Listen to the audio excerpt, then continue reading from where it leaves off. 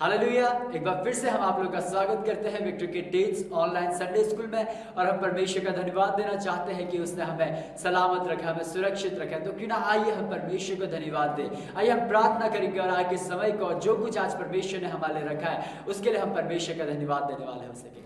धन्यवाद देना चाहते हैं स्वर्गीय पिता हम एक बार फिर से प्रभु जी आपको, क्योंकि प्रभु आपने हमें सलामत रखा है। प्रभु जी आपने हमें मौका दिया पिता कि हम एक बार फिर से आपकी स्तुति महिमा प्रभु हम कर सके। प्रभु हम सारा आदर आपको देते हैं। प्रभु हम धन्यवाद देना चाहते हैं हमें सुरक्षित और स्वस्थ रखने के लिए। प्रभु जी प्रभु जो कुछ भी आज हम सीखे, प्रभु जी जो कुछ भी गाए और बजाए पिता, चाहते हैं उसमें आपकी महिमा हो सके पिता परमेश्वर। हम आए के समय को और हर एक जन को प्रभु आपके हाथों में समर्पित करते हैं। सारा आदर महिमा जलाल आपको देते हैं। यीशु के नाम से प्रार्थना मांगते हैं, आमीन। तो कुछ समय पहले हमने मत्ती 7वां अध्याय उसके 7वें वचन से आपको याद करने के लिए कहा था, जो कि इस प्रकार से था, मांगो तो तुम्हें दिया जाएगा, ढूंढो तो तुम पाओगे और खटखटाओ तो तुम्हारे लिए खोला जाएगा। ऐसे ही गीत को आज हम गाने वाला है। गाना इस प्रकार से है, मांगोगे तो मिलेगा, ढूंढोगे तो पाओगे, खटखटाओ तो खुल जाएगा, यीशु में सब मिलेगा। आइए हम विश्वास के साथ इस गीत को गाएं कि यीशु में हमें सब कुछ मिलेगा। आइए हम इस गीत को गाएं।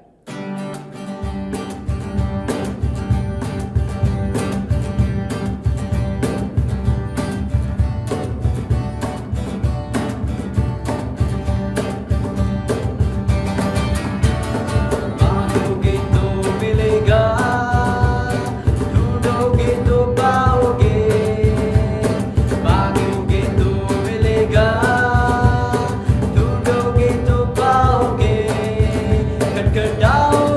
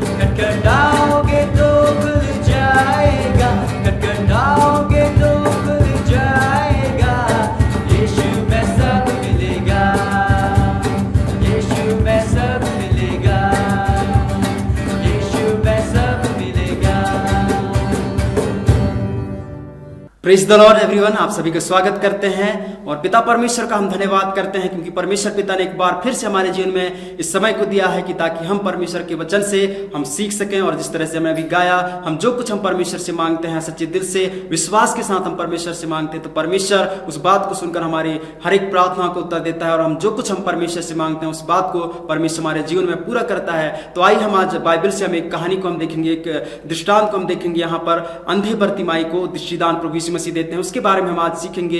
इस अंधे व्यक्ति के जीवन से हम 3 बातों को आज के दिन में हम सीखने वाले हैं। तो मेरे साथ आप निकाल सकते हैं मरकुस रचित सुसमाचार उसकी पुस्तक, उसके 10वें अध्याय उसके 46वें वचन से हम देखेंगे आगे।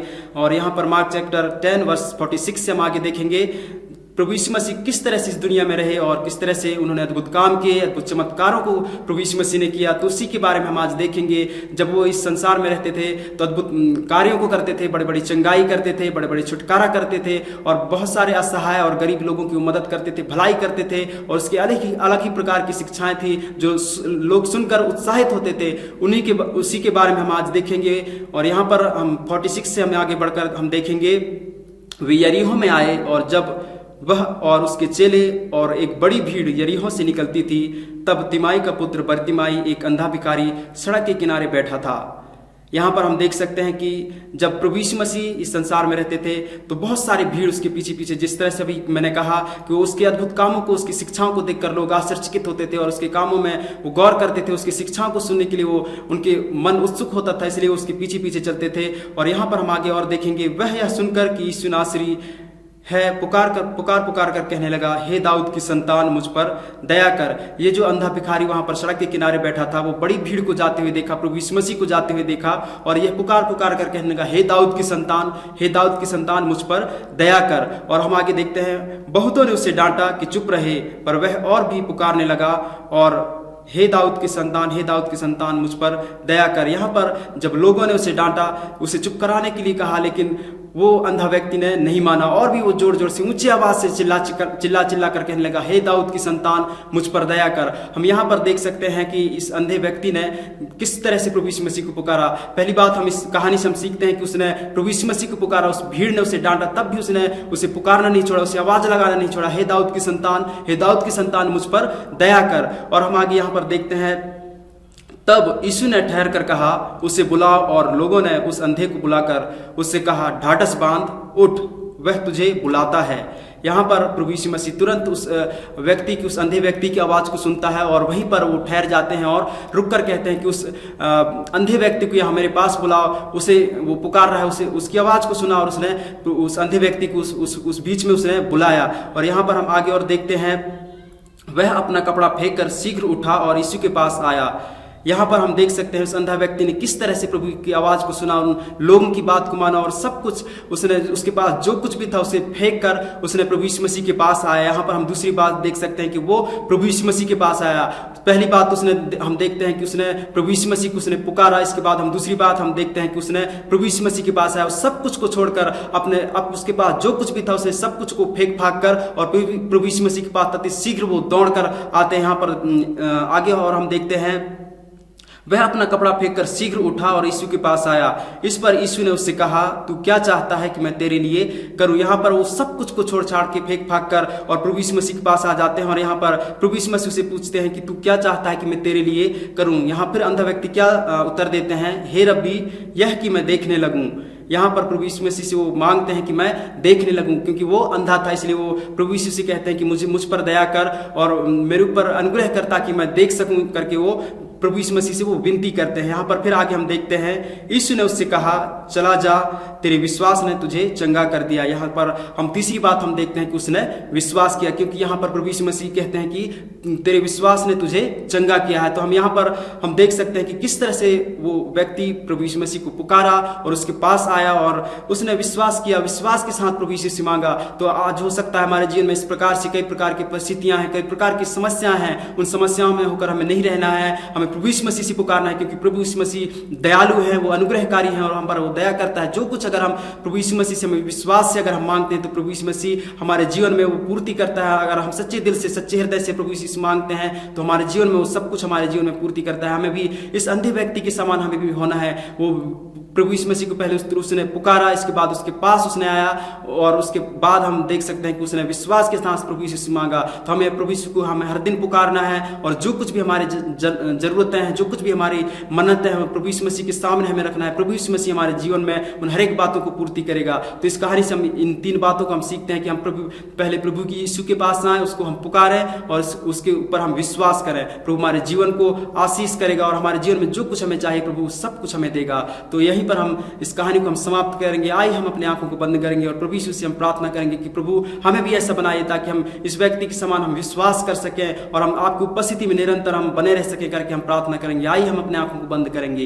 प्रभु यीशु मसीह आपका धन्यवाद करते हैं एक और बार फिर से प्रभु आपकी दया, आपके अनुग्रह के लिए हम धन्यवाद करते हैं क्योंकि प्रभु आपने अभी तक हमें संभाला और प्रभु इस पिता परमेश्वर प्रभु जी आपके वचन से हमने सीखा कि प्रभु हम आप उस अंधे व्यक्ति ने किस तरह से प्रभु आपको पुकारा और आपके पास में आया और प्रभु विश्वास से उसने प्रभु आपसे मांगा प्रभु जी, और उसके लिए आपने पिता परमेश्वर पूरा किया। उसे प्रभु जी फिर से आपने प्रभु जी उसे दृष्टि दान दिया प्रभु जी, आपने उसकी आंखों को प्रभु आपने खोल दिया, उसे रोशनी आपने दिया। उसके लिए हम धन्यवाद करते हैं प्रभु।